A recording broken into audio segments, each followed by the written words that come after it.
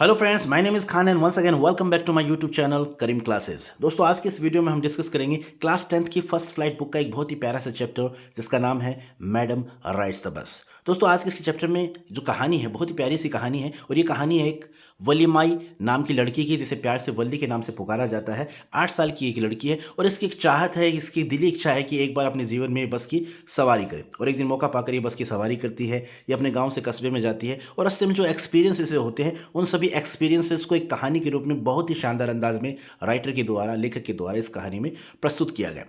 तो कुल मिलाकर बहुत प्यारी सी कहानी है। और दोस्तों, इस चैप्टर के बारे में मैं आपको बताना चाहूँगा, अक्सर एग्जाम में इस चैप्टर से रिलेटेड कोई ना कोई क्वेश्चन पूछा जाता है। तो एग्जाम के पॉइंट ऑफ व्यू से ये चैप्टर काफ़ी इंपॉर्टेंट है और मैं आपको विश्वास दिलाना चाहूँगा, अगर एग्जाम में इस चैप्टर से रिलेटेड कोई भी क्वेश्चन पूछा जाता है तो आज की इस वीडियो के बेस पर ईजिली आप उनका आंसर कर पाएंगे, क्योंकि आज के इस वीडियो में इस चैप्टर की डिटेल समरी और इस चैप्टर से रिलेटेड जो मोस्ट इंपॉर्टेंट क्वेश्चन है वो मैं आपके साथ डिस्कस करने वाला हूं।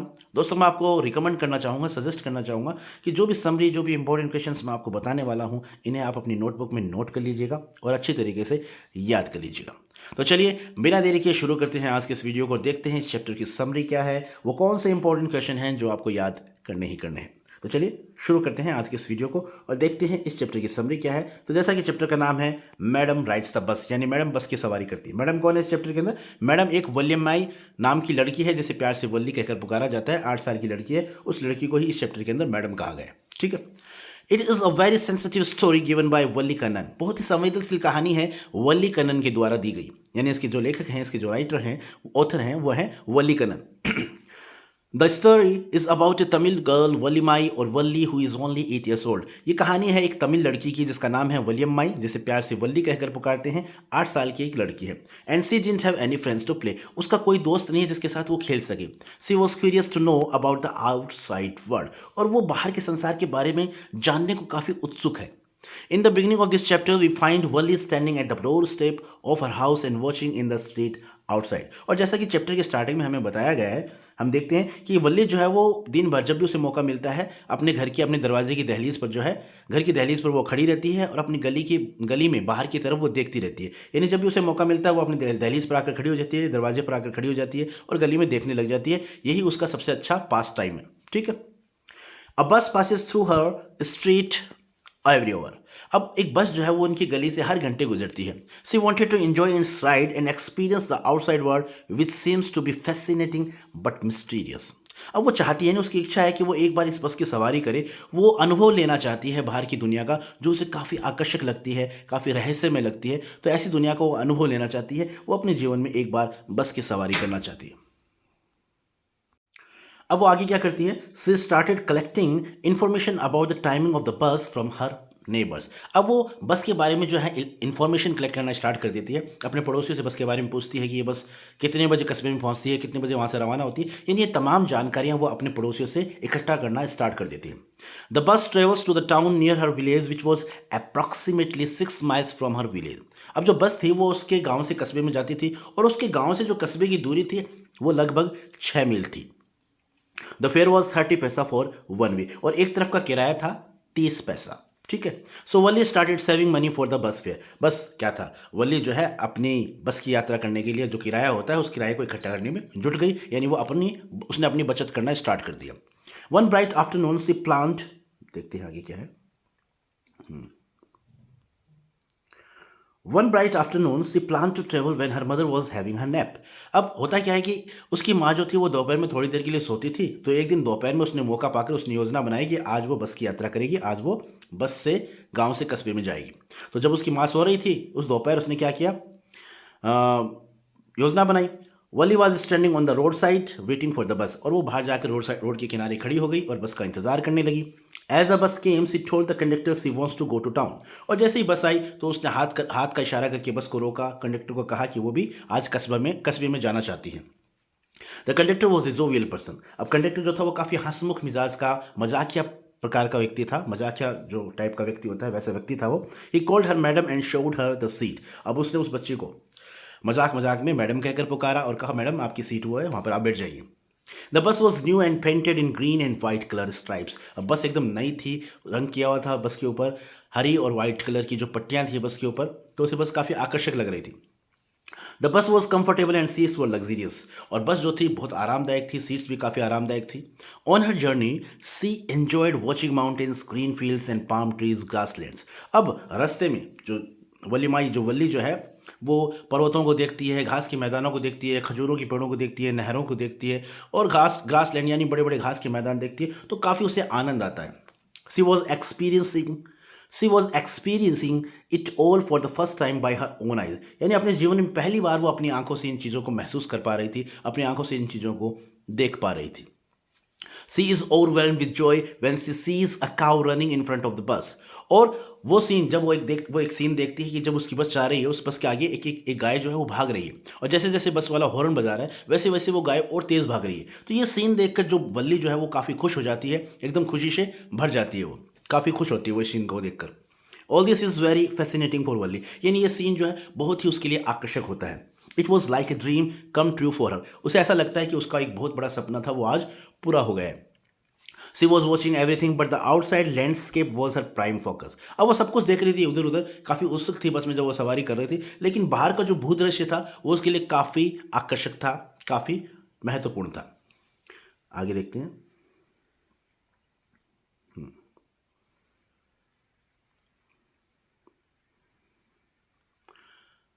After some time the bus reach the final destination and all the passengers got down. अब थोड़ी देर बाद में बस जो है अपने फाइनल डेस्टिनेशन यानी कस्बे में पहुंचती है। जितनी भी सवारियां बस में बैठी हुई थी सभी उतर जाती हैं।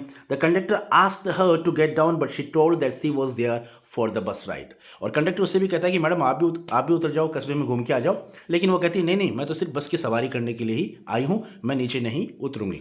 The conductor smiled listening to her reply. और कंडक्टर उसके जवाब को सुनकर काफ़ी हंसता है। Valli remained on the bus and had taken a return ticket from the conductor. और वली जो है बस में ही बैठी रहती है और कंडक्टर से वापस आने का टिकट भी वो लेती है।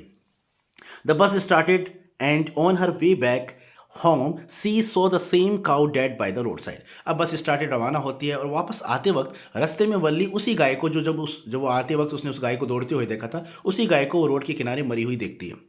This made her heart cry. ये सीन देखकर वो एकदम, इस सीन ने उसके हृदय को काफ़ी रुला दिया, वो काफ़ी रोने जैसी हो गई, उसको काफ़ी दुख हुआ इस सीन को देखकर। She thus become sad and try to understand the meaning of life and death in her own terms. और इस प्रकार वो काफ़ी दुखी हुई और उसने एक तरह से जीवन और मृत्यु के अर्थ को समझने की कोशिश की अपने तरीके से। यानी आते वक्त उसने उस गाय को काफ़ी उछलते कूदते देखा था तो वो काफ़ी खुश हुई थी, लेकिन अब जाते वक्त वही गाय रोड के किनारे मरी हुई पड़ी है। तो ये सीन देखा तो सीन को देखकर उसे जीवन और मृत्यु की एक समझ विकसित हुई उसके दिमाग में। उसने जीत और मृत्यु, जो जीवन और मृत्यु है, इसको समझा कि किस तरीके से जीवन और मृत्यु जो है वो होती है। She came back home but did not share a word She came back home but did not share a word about the journey with her mother. अब वो वापस घर में आ जाती है, लेकिन वो किसी से भी अपनी यात्रा के बारे में जिक्र नहीं करती, अपनी माँ को बिल्कुल भी नहीं बताती इस यात्रा के बारे में कि वो बस की सवारी करके आई है। Thus this story illustrates the desire of a small girl and how a bad incident makes her understand the matters of life and death.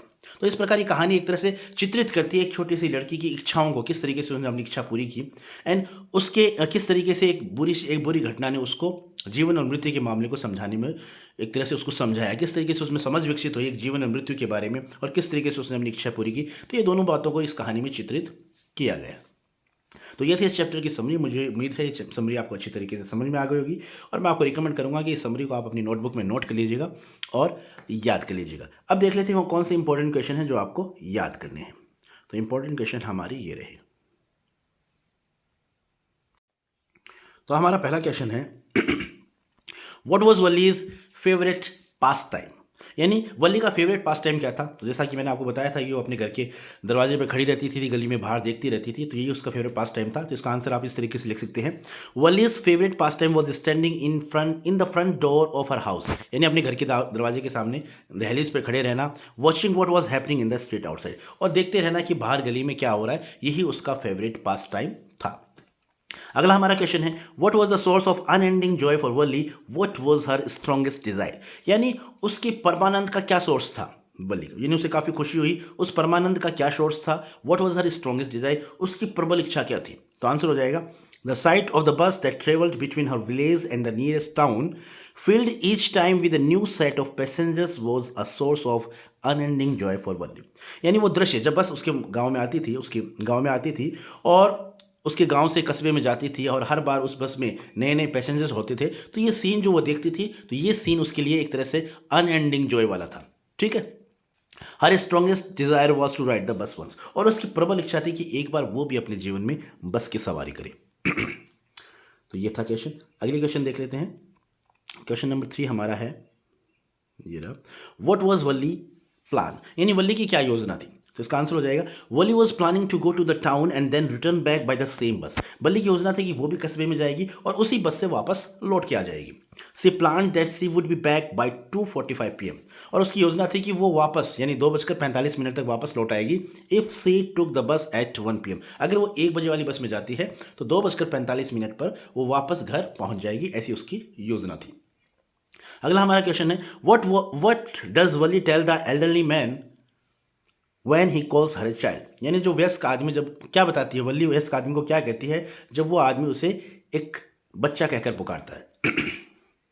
तो इसका आंसर हो जाएगा, when the elderly man calls Valli a child, जब वो Elder man जो है वयस्क आदमी जब वल्ली को बच्चा कहकर पुकारता है, तो she tells him that there is no one here who is a child, तो वो उसे कहती है कि यहाँ कोई नहीं है जो कि एक बच्चा है, यानी बच्चा यहाँ पर कोई नहीं है। सी टेल्स हिम, वो उसे कहती है that she has paid her fare of 30 paisa like everyone else, वो कहती है मैंने भी औरों की तरह ही अपना पूरा किराया दिया है, यानी 30 पैसा जो सभी का किराया है वो मैंने भी अपना किराया दिया है, यहाँ पर कोई बच्चा कोई नहीं है। ये बात वो उस एल्डरली मैन को यानी वयस्क आदमी को वल्ली कहती है।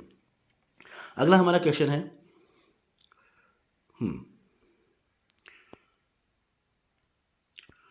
Why didn't Valli want to make friends with the elderly woman, यानी जो वयस्क महिला आती है बस में चढ़ती है, उस महिला से वल्ली जो है दोस्ती क्यों नहीं करना चाहती।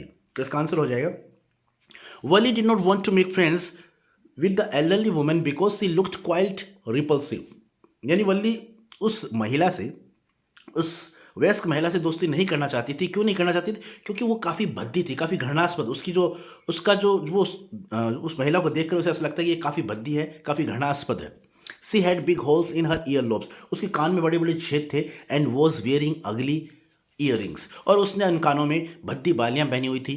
Apart from this she was chewing betel, और इसके साथ साथ वो क्या पान चबा रही थी। And her mouth was also filled with betel juice, और उसका जो मुंह था वो भी पान के जूस से, पान के रस से भरा हुआ था। हर mouth was giving a foul smell, और उसके मुंह से बदबू आ रही थी। तो इस कारण वो उसे मतलब फ्रेंडशिप नहीं करना चाहती थी। अगला हमारा क्वेश्चन है, why didn't she get off the bus at the bus station, यानी वो बस स्टेशन पर बस से क्यों नहीं उतरी। जब वो कस्बे में पहुंच जाती है तो वो बस से क्यों नहीं उतरती है। इसका आंसर हो जाएगा, she didn't get off the bus at the bus station because she was too afraid to go all by herself, यानी वो बस स्टेशन पर बस से नहीं उतरती है क्योंकि वो काफ़ी डरी हुई थी, अकेले बाहर जाने में काफ़ी वो डरी हुई थी। She didn't have enough time और money to go to see the town, और उसके पास इतना पैसा भी नहीं था, इतना समय भी नहीं था कि वो बाहर जाकर कस्बे को देखे। तो इसका आंसर हो जाएगा। आगे क्वेश्चन देख लेते हैं, क्वेश्चन नंबर 7। क्वेश्चन नंबर हमारा 7 है, why does the conductor refer to Valli as madam. बहुत इंपॉर्टेंट क्वेश्चन है, why does the conductor refer to Valli as madam, यानी जो कंडक्टर है वो वल्ली को मैडम कहकर क्यों पुकारता है। तो इसका आंसर हो जाएगा, the conductor called Valli madam because of her commanding behaviour and curt replies, यानी कंडक्टर जो है वल्ली को मैडम कहकर इसलिए पुकारता है क्योंकि उसका जो बिहेवियर था वो काफ़ी आदेशात्मक था, कमांडिंग बिहेवियर था उसका, और जो वो जवाब दे रही थी वो रूखे सूखे जवाब दे रही थी। तो उसके कमांडिंग बिहेवियर और कर्ट रिप्लाईज के कारण वो उसे मैडम कहकर पुकारता है। She behaved like a grown up and didn't think that she was a child, और वो काफ़ी वयस्क लोगों की तरह जो व्यवहार कर रही थी, और वो नहीं मानती थी कि वो एक छोटी बच्ची है। She also refuse to take his help, और उसने उसकी मदद लेने से भी इनकार कर दिया था। तो इन सभी बातों के कारण कंडक्टर जो है वो वल्ली को मैडम कहकर पुकारता है। अगला हमारा क्वेश्चन है, why does Valli refuse to look out of the window on her way back, यानी जब वो वापस लौट रही थी तो उसने खिड़की से बाहर देखने से इनकार क्यों कर दिया। तो इसका आंसर हो जाएगा, Wally refused to look out of the window on her way back as she saw the same cow that ran in front of the bus on her trip to the town. यानी वल्ली ने खिड़की से बाहर देखने से इनकार कर दिया क्योंकि जब वो आ रही थी तो उसने देखा कि रास्ते में वही गाय मरी हुई पड़ी थी जो आते वक्त गाय उछल कूद कर रही थी। वो गाय अब जाते वक्त जब उसने देखा कि वो रास्ते पर किनारे पर वो गाय जो है मरी हुई पड़ी है, और उसे देखकर वो काफ़ी उसे काफ़ी दुख होता है, वो काफ़ी दुखी होती है। The memory of dead cow haunted her and dampened her enthusiasm. और उस गाय की याद ने उसे काफ़ी डरा दिया और उसका जो उत्साह था वो एक तरह से उस गाय की याद ने ठंडा कर दिया। काफ़ी वो निराश हुई, काफ़ी वो दुखी हुई उस गाय को मरा हुआ देखकर। तो इस कारण वो बाद में खिड़की से बाहर नहीं देखती है। तो इस तरीके से आप इसका आंसर कर सकते हैं। अगला हमारा क्वेश्चन है, ये रहा हमारा क्वेश्चन, लास्ट क्वेश्चन है, how did Wali save money for her first journey. यानी अपनी पहली यात्रा के लिए वली किस तरीके से पैसे बचाती है। इंपॉर्टेंट क्वेश्चन है। तो इसका आंसर हो जाएगा वली सेव्ड एवरी कॉइन सी गॉट। यानी जो भी उसे पॉकेट मनी मिलती थी, जो भी पैसा उसके पास होता था वो उसे बचाती थी। She control her temptation to buy peppermints, toys, balloons etcetera. यानी उसने अपने लालच पर कंट्रोल किया। यानी उसकी इच्छा होती थी पेपरमिंट्स खरीदने की, खिलौने खरीदने की, बैलून्स खरीदने की, लेकिन इन सभी इच्छाओं को उसने त्यागा। एक तरह से उन पर कंट्रोल किया। उसने ना तो पेपरमिंट्स खरीदे, ना टॉयज खरीदे, ना गुब्बारे खरीदे। एट अ विलेज फेयर, यहाँ तक कि गांव के मेले में जब वो गई, सी didn't even ride the merry go round. यानी उसने मैरी गो राउंड जो झूला होता है उस पर भी उसका आनंद भी उसने नहीं लिया। और उन पैसों को उसने बचाया किसके लिए? बस की यात्रा करने के लिए। तो ये थे इंपॉर्टेंट क्वेश्चन जिसे मैंने काफ़ी आसान भाषा में आपको समझाया है और मुझे उम्मीद है आज का ये वीडियो आपको अच्छी तरीके से समझ में आ गया होगा। दोस्तों एक बार मैं फिर से आपको रिकमेंड करना चाहूँगा, इन सभी क्वेश्चन को आप अच्छी तरीके से याद कर लीजिएगा, क्योंकि एग्जाम में अगर कोई क्वेश्चन पूछा गया तो निश्चित रूप से इन्हीं क्वेश्चन में से पूछा जाएगा, ऐसा मेरा विश्वास है। So this is all about the video. I hope you like this video, and if you did, please give it a like and share with your friends and siblings who are especially in 10th class. Once again, thank you so much for watching this video till the very end. See you soon in next video. Till then, take care of yourself. Keep watching, keep learning, keep smiling, keep growing. And once again, thank you. Have a nice day.